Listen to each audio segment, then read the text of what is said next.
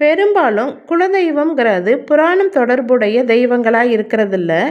நம்ம போலவே வாழ்ந்த நம்மளோட முன்னோர்கள் இல்லைன்னா நம்மளோட பூர்வீகத்தை கொண்டவர்களாக தான் இருப்பார்கள்.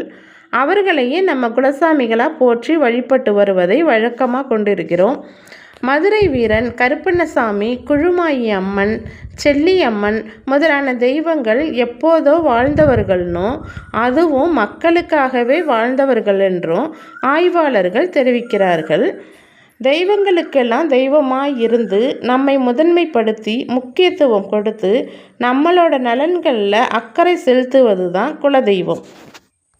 ஒருவர் மோட்சம் கிடைக்கும்னு காசிக்கு போய் வந்தால் குலதெய்வம் அவரோட கனவுல வந்து, ஏண்டா நான் ஒருவன் இங்கே உட்கார்ந்துருக்கேன், 3 வருஷமாக என்னை கண்டுக்கவே இல்லை, இப்போ நீ காசிக்கு போய் வந்தால் உனக்கு அதன் பலன் கிடைச்சிடுமா அப்படின்னு கேட்குமா.